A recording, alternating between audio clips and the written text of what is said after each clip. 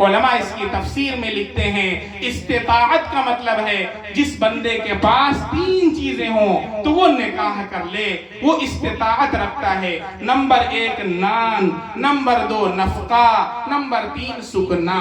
نان کا مطلب روٹی کھانا، یعنی آپ کے پاس اتنا پیسہ ہو، آپ بزنس کرتے ہوں، آپ کوئی کام کرتے ہوں کہ اگر آپ نکاح کر لیں گے تو جیسے آپ کھاتے ہیں اپنی اہلیہ کو بھی آپ کھلائیں، اس کے کھانے کا ذمہ آپ کے اوپر ہوگا، اتنا ماشاءاللہ آپ کے پاس ہے۔ نان اس کی ذمہ داری۔ نمبر 2 نفقہ، خرچہ، جیسے آپ کا جیب خرچ ہے ایسے ہی اہلیہ کا بھی جیب خرچ ہے، تو جب آپ نکاح کر لیں گے تو اس کی ضروریات ہوں گی، اس کا نفقہ آپ کو دینا ہوگا۔ یہ دوسری چیز ہے جو استطاعت میں شرط ہے۔ تیسری چیز ہے سکنا۔ سکنا کا مطلب رہائش، یعنی جب آپ رہیں گے تو اپنی اہلیہ کو بھی ساتھ میں رکھیں گے، آپ کے پاس گھر ہونا چاہیے۔ اگر 3 چیزیں ہیں تو آپ مستطیع ہیں، آپ استطاعت رکھتے ہیں۔ اللہ کے نبی فرماتے ہیں تو نکاح کر لو۔ تو کیا فائدہ ہوگا؟ اے نبی جی اگر ہم نکاح کر لیں تو کیا فائدہ ہوگا؟ میرے نبی فرماتے ہیں 2 فائدہ اللہ عطا فرمائے گا، 2 نقد انعام اللہ عطا فرمائے گا۔ فَإِنَّهُ أَغَضُّ لِلْبَصَرِ، اللہ نگاہ کو نیچی کر دے گا۔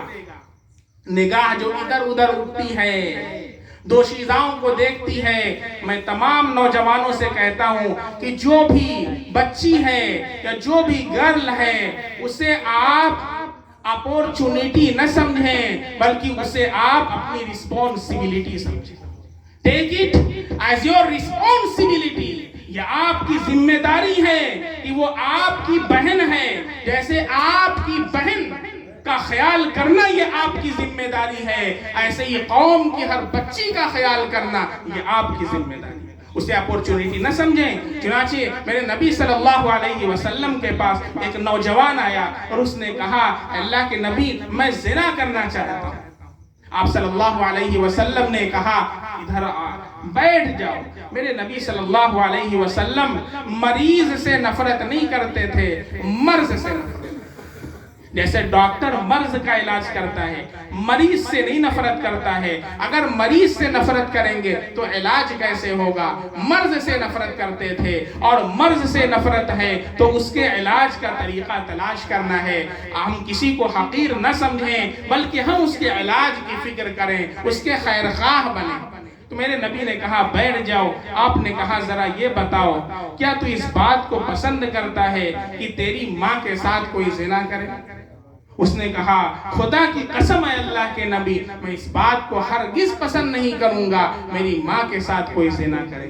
آپ نے کہا اچھا کیا تو اس بات کو پسند کرتا ہے کہ میری بہن کے ساتھ کوئی زنا کرے؟ اس نے کہا خدا کی قسم اے اللہ کے نبی میں ہرگز اس بات کو پسند نہیں کروں گا کہ میری بہن کے ساتھ کوئی زنا کرے۔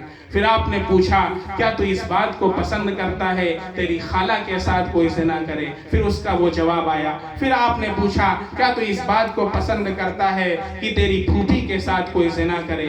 آپ نے اس طرح سوالات فرمائے۔ پھر اس کے بعد اللہ کے نبی نے ارشاد فرمایا جس طرح تو ان چیزوں کو پسند نہیں کرتا ہے اسی طریقے سے جس عورت سے تو زنا کرنا چاہتا ہے وہ کسی کی ماں ہوگی، کسی کی بہن ہوگی، کسی کی بیٹی ہوگی، کسی کی بیوی ہوگی، اللہ اس بات کو پسند نہیں کرتا۔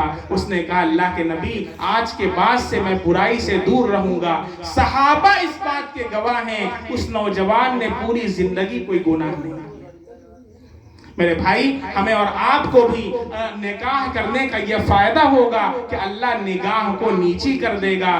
اور دوسرا فائدہ اللہ عطا فرماتے ہیں وَأَحْسَنُ لِلْفَرَجِ، اور شرمگاہ کی حفاظت کا ذریعہ۔ نمبر 1 نگاہ کو اللہ نیچی کر دیتا ہے، نمبر 2 اللہ شرمگاہ کو محفوظ کر دیتا ہے۔ اور جو استطاعت نہیں رکھتا اب وہ کیا کرے؟ اللہ کے نبی نے اس کا بھی حل بتا دیا وَمَن لَمْ يَسْتَطِعْ، جو نکاح کی استطاعت نہ رکھتا ہو اب وہ کیا کرے؟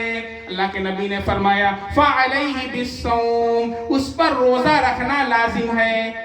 کیا کرے؟ پے در پہ روزہ رکھے۔ 3 दिन में 4 दिन में एक रोजा रख लिया करें। हमारे नबी सल्लल्लाहु अलैहि वसल्लम अय्यामे 20 के रोजे रखते थे। अय्यामे 20, 13, 14, 15 हमारे नबी सल्लल्लाहु अलैहि वसल्लम रखते थे। कभी आप शुरू के रखते थे, कभी आखिर महीने के रखते थे।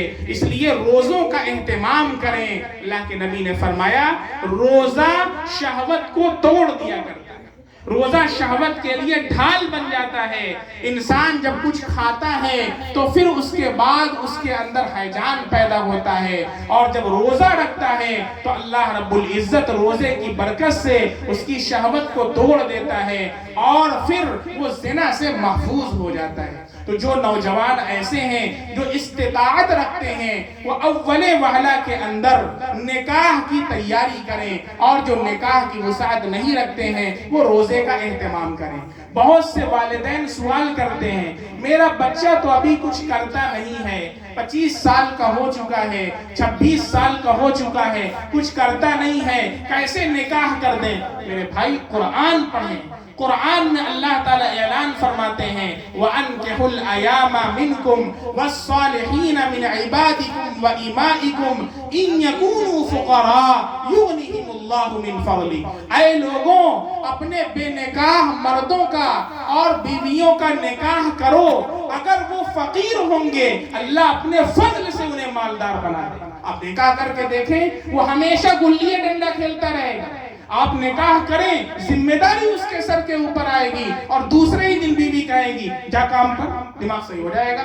9 बजे तक जो टहलता है 10 बजे टहलता है, घर से फोन आएगा कहाँ पर हो, फौरन घर पहुंचना है, वो अपनी पटरी पर आ जाएगा। नहीं तो 25 साल का नहीं 30 साल का हो जाएगा, तो इसी तरह घूमता रहेगा। इसलिए नबी के फरमान पर अमल करने में इस पूरी उम्मत के लिए हमेशा मशाले राह है, और पूरी उम्मत के लिए कामयाबी का जरिया है। बड़े मुबारकबाद के मुस्तहिक हैं जनाब सद्दाम साहब और पूरे कलीचाबाद के नौजवान जिन्होंने इतनी उम्दा महफिल सजाई जहां गानों की मजलिसें होती हैं। अभी मैं जब आया तो हाफिज हाशिम साहब का फोन नहीं उठ रहा था, तो हाफिज साहब मुझे लेकर आगे चले गए। वहां भी कोई निकाह है, डीजे बज रहा है, लोग डांस कर रहे हैं। अल्लाह का कितना करम है अल्हम्दुलिल्लाह कि यहाँ अल्लाह और उसके रसूल की बातें हो रही हैं। इंशाअल्लाह इस निकाह को भी अल्लाह से दुआ है अल्लाह खैर और बरकत का